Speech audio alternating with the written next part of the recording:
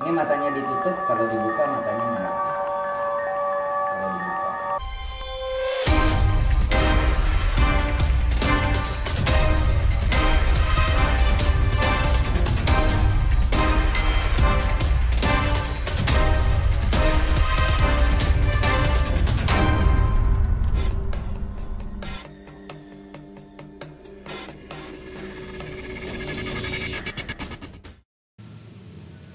Wong sedulur suwung, selamat malam, salam sejahtera. Tentunya buat semuanya malam hari ini saya biasa pengen ngobrol-ngobrol sama Mas Agung, tapi pengen ngajakin ngebako. Asik.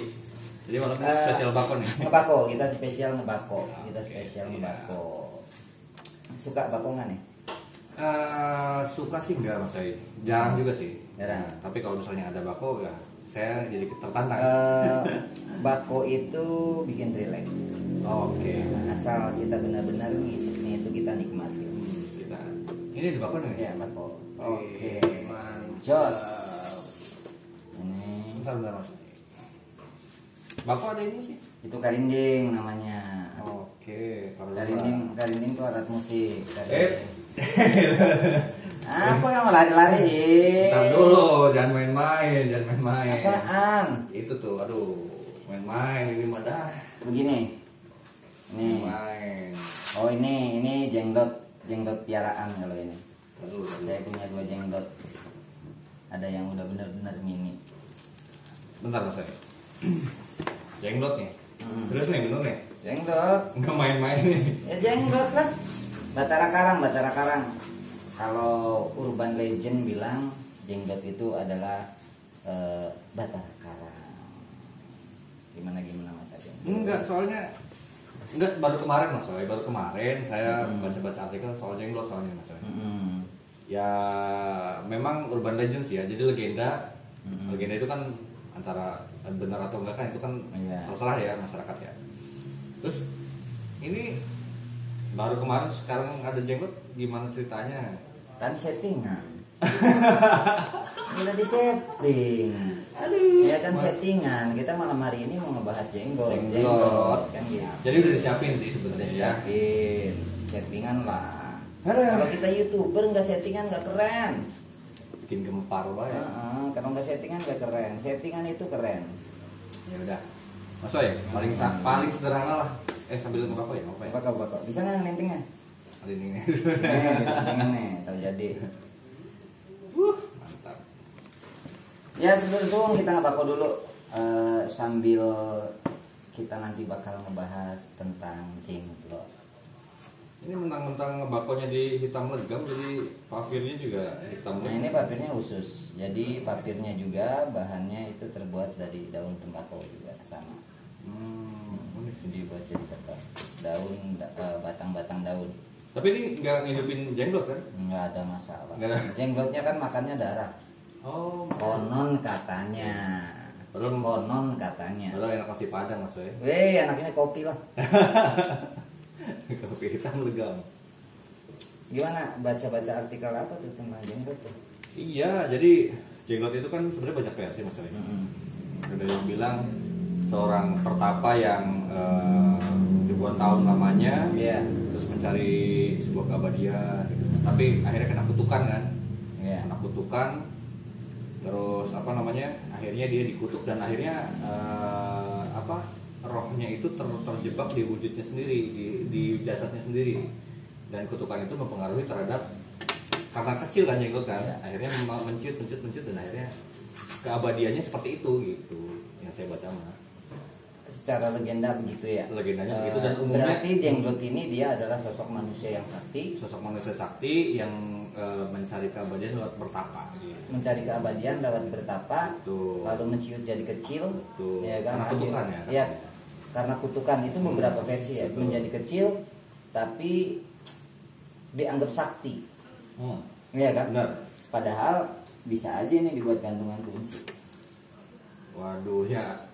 Mikir-mikir masalah saya juga ya begitu dikasih gantungan kunci mah. Ini matanya ditutup, kalau dibuka matanya nyala. Kalau dibuka. Tapi ini bisa dibuka? Hah? Bisa dibuka. Tapi nanti akan wah sinarnya. tapi bohong. Aduh. Nah, Udah serius-serius. jadi gini Mas Agung, memang cerita Jenglot itu adalah urban legend ya. Jadi cerita yang diyakini oleh masyarakat. Sempat juga ada salah satu dosen ITB yang meneliti tentang Jenglot. Sampai ada penelitian. Ada penelitian. Banyak juga di artikel-artikel di Wikipedia tentang penelitian Jenglot. Jadi ketika fenomenanya cerita Jenglot itu, akhirnya saking penasarannya seorang profesor ini dari ITB, dia meneliti Jenglot. Nah, ketika dia sudah diteliti, ternyata benar ada sesuatu yang mirip banget dengan genetik manusia. Mirip Banget. Bagian mana? Kulit. Di kulitnya, di bagian luar dulu. Bagian luar dulu, kenapa kukunya bisa panjang gitu kan? Kenapa kukunya bisa panjang? Kenapa ada genetik seperti manusia, tapi ketika dimaksimalkan penelitiannya sampai di ronsen, ternyata tidak ada tulang di bagian dalam tubuhnya ya. Di bagian dalam tubuhnya, hanya sebatas di atas kepala aja ada tengkorak. Jadi Jenglot juga ini adalah salah satu, sebenarnya apa ya? Kalau ngomongin asli saya rasa tidak ada. Tidak ada yang asli. Orang yang menganggap bahwa Jenglot itu ada wujudnya dan itu adalah sakti, itu semuanya adalah sebuah tipu daya daripada oknum-oknum yang bermain di dunia klinik, yang konon katanya Jenglot bisa menambahkan kejayaan, bisa buat tolak bala, bisa buat narik uang, macam-macam lah, intinya iming-iming, semuanya iming-iming, dan semuanya itu adalah palsu. Semuanya adalah palsu, Mas Agung. Nah, sekarang gini Mas saya juga kan baca artikel nih Mas Soe. Ini kata artikel ya, bukan kata saya nih. Jadi tahun 1972 nih Mas Soe, itu pernah ada dipamerkan Jenglot yang konon katanya Mas Soe, Jenglot itu ditemukan hasil dari apa ya, kalau para spiritual yang sedang melakukan inilah gitu kan, meditasi atau apa, ditemukan di salah satu tempat gitu di Jawa Tengah kalau nggak salah. Tapi Mas Agung juga harus tahu 1972 teknologinya sudah seperti apa Indonesia. Ya belum kayak sekarang sih pastinya. Belum kayak sekarang, yang pastinya sekitar tahun 1972 urban legend itu sangat kuat dan masih sangat kuat ketimbang di zaman milenial ini. Iya kan? Disadari atau tidak disadari, pameran-pameran benda-benda yang mistik itu dilakukan oleh para tukang pesah. Kalau di jalanan tukang obat, yang jualan obat, yang suka ada atraksi gitu kan, tapi ujung-ujungnya si jualan obat, ujung-ujungnya nipu, itu saya sebut mereka adalah tukang pesah. Ada tukang pesah juga, ada yang main geraknya di gerak peti, juga ada yang di geraknya gerak ngoblak. Ngoblak itu cuman modal barangnya sedikit, ngocehnya panjang, itu disebutnya ngoblak. Mereka melakukan sebuah pameran itu betapa fenomenanya, karena teknologi belum canggih gitu kan. Kita mau meneliti juga kayak gimana, hiburan tidak ada, ya kan. Akhirnya mereka berkumpul dan menganggap ini adalah benar-benar bahwa itu adalah Jenglot. Padahal ini adalah hasil rekayasa literasi pecinta urban legend. Jadi mereka merekayasa sebuah cerita saja sebetulnya. Sama, saya juga bisa bikin cerita bahwa saya mendapatkan Jenglot hasil meditasi saya di Gunung Kidul misalkan. Saya mendapatkan Jenglot hasil meditasi di pantai selatan. Bisa saja saya membuat cerita-cerita itu ketika saya mampu menunjukkan fenomena-fenomena keajaiban terhadap Jenglot ini. Dan akhirnya masyarakat percaya. Masyarakat percaya karena teknologi belum canggih. Dulu, sekarang kita mau cari orang, maaf nih, ada sales dagang barang yang unik, barang yang langka, kita cukup lihat mereknya aja, kita searching di Google. Ada ya? Ada harganya. Iya kan? Ada harganya, berbeda lah antara 1972 dengan sekarang, sangat berbeda. Dan berharap, saya secara pribadi berharap Mas Agung juga sedulur suwung semuanya untuk jauh lebih cerdas lah ketika kita mendengarkan kisah-kisah mistik gitu kan, Oke. urban legend, ada pesan-pesan terselubung sebetulnya. Pesan terselubung dari Jenglot ini apa? Jenglot ini adalah orang yang ambisius. Ambisius yang tadi ya kisahnya ya, Iya. yang dia pengen keabadian gitu. Pengen keabadian, ini ambisius, dia pengen menjadi orang yang paling sakti, dia tidak mau mati gitu kan. Dia tidak menerima takdir akan adanya kematian. Kalau kata orang Islam sih apa ya, kita kan harus yakin ya terhadap takdir kita, terhadap kematian kita kan. ya. Iya, kita harus yakin ke hal-hal kayak begitu. Nah, ini adalah sebuah simbol bahwa orang-orang yang ambisius itu dia akan kalah. Secara urban legend, secara cerita, secara legenda, secara dongeng, Batara Karang ini sakti banget. Ya. Dia ada tandingannya. Siapa yang bisa mengalahkan Jenglot? Ilmu apa yang bisa ngalahin Jenglot? Kala Cakra. Kala Cakra itu adalah definisi yang sebenarnya adalah ruang dan waktu. Waktu ya. Dia meditasi sebegitu kuatnya, semakin mengecil, kalah dia oleh waktu, kalah oleh keadaan zaman yang teknologinya semakin besar, teknologinya semakin hebat, teknologinya semakin keren, ya kan? Kesaktian yang dimiliki oleh Jenglot itu semuanya sudah punah. Anak-anak milenial sekarang udah banyak yang kaya kok dengan dunia digital, iya kan? Anak-anak muda yang sekarang saudara pada kebingungan, ya kan? Wih, lu duit dari mana kok duitnya banyak? Nggak tahu YouTuber. Padahal di rumah aja gitu. Padahal di rumah aja, ada yang mainan Trading. game, trading, banyak banget hal-hal yang kayak begitu kan. Nah, ini kita harus sedikit membuka pikiran kita agar tidak mudah dibodohi oleh kisah-kisah mistis, apalagi yang ujungnya nipu gitu kan. Jadi maksudnya gini sih, kalau menurut saya Jenglot itu sebetulnya mungkin ini bagian dari teknologi marketing pada saat ini menurut saya gitu kan. Karena dulu mungkin selusung dulu kan belum ada IG Ads gitu-gitu ya, Facebook Ads. Jadi Ads-nya itu pakai Jenglot gitu. Biar obatnya laku.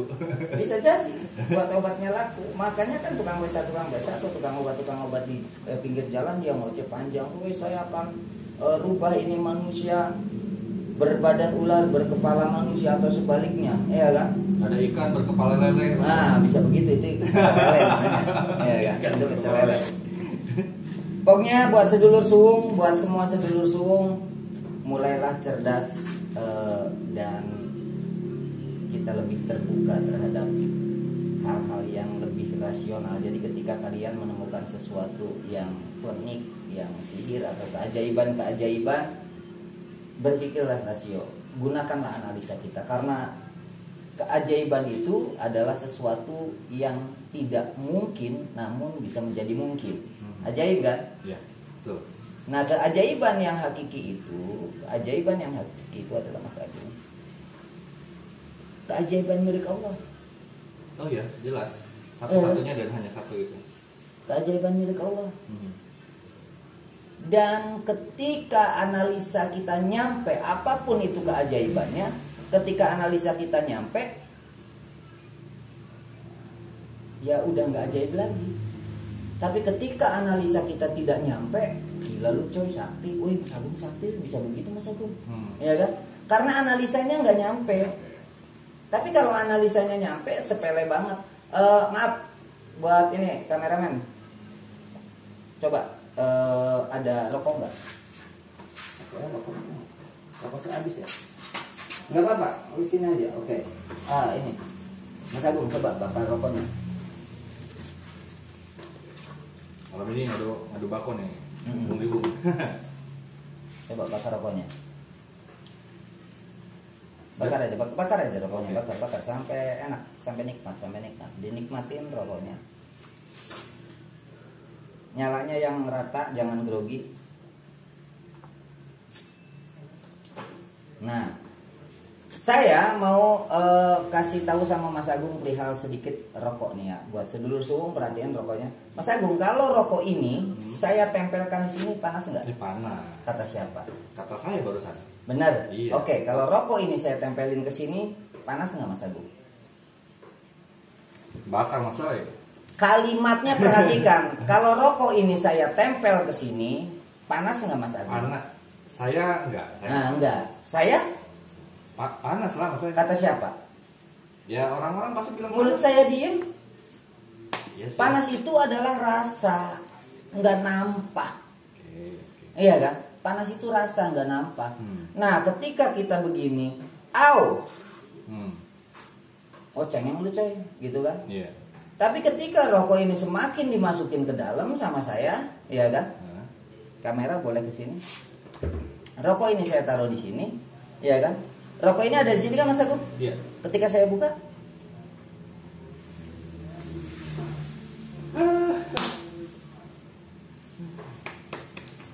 Dulu subuh. Jadi tadi baru 2 sedotan loh ya, langsung dihabisin. Jadi tolong jangan ngerokok dekat Mas saya habis. ini kan di keajaiban Iya. gitu kan? Keajaiban. Buat saya yang bisa melakukan itu biasa aja, sepele. Ketika buat orang yang tidak tahu, gila lu, bisaan begitu, ajaib begitu gitu kan? Iya. Iya. Tapi ketika sudah bisa, sepele. Mas Agung, 1 tambah 1 berapa? Sama dengan 2. 2 tambah 2, Sama dengan 4. 4 tambah 4. Sama dengan 8. Kata siapa? Ya saya belajar begitu Mas. Iya, kata siapa? Kata guru. Masih mending kalau menjawabnya kata guru. Terkadang ketika kita sudah bisa, kata siapa? Kata saya. Itu adalah sesuatu yang sombong gitu kan. Iya. Dan ada hal lagi yang jauh lebih sombong lagi ketika ada adik kita yang baru belajar nulis, belajar baca, belajar ngitung. Ketika nggak bisa, saya sebagai kakak, lah dia kamu bodoh banget sih, 1 tambah 1 aja nggak bisa. Kita udah semakin sombong ketika kita menganggap bahwa diri kita itu bisa. Sebetulnya hal-hal yang kayak begitu kan sama, adalah keajaiban. Oke. Keajaiban. Buat orang yang tidak bisa 1 tambah 1, mikirnya udah bilang. Tapi ketika sudah bisa, sepele semuanya. Nah inilah keajaiban. Keajaiban itu adalah di mana di saat analisa kita nggak nyampe ke sana. Ketika analisa kita nyampe, maka itu semuanya jadi sesuatu hal yang biasa. Maka untuk sedulur suwung semuanya, mulai hari ini, ketika kita melihat sesuatu yang ajaib, ketika kita melihat sesuatu yang ada di luar nalar, buka hati kita, buka pikiran kita untuk coba menganalisa itu. Ketika tidak sampai, yakin keajaiban itu dari Allah. Siapa? Sedikit-dikit ada ajaib sedikit, wah ini mah pakai jin. Ya kan, wah ini Sihir. mah sihir, bla bla kayak begitu. Semuanya, kenapa saya bilang keajaiban itu dari Allah? Karena semuanya ada di sini. Sudah terangkum di. Ya, semuanya ada di sini. Pikirannya. Yang sangat berbahaya itu adalah ketika kita memiliki satu kelebihan dan kelebihan itu digunakan untuk hal-hal yang tidak baik. Ini adalah hal yang dilarang jelas. Tapi ketika kita punya kelebihan dilakukan untuk hal-hal yang baik, maka itu adalah hal-hal yang sangat bermanfaat. Oke, begitu Mas Agung. Rokoknya. Ini sudah habis. Jadi boleh dijadikan gantungan kunci nih. Boleh dijadiin gantungan kunci, boleh. Yang pasti sekali lagi, jenglot tidak ada yang asli, palsu.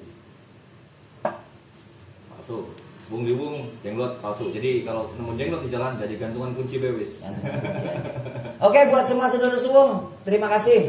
Assalamualaikum warahmatullahi wabarakatuh.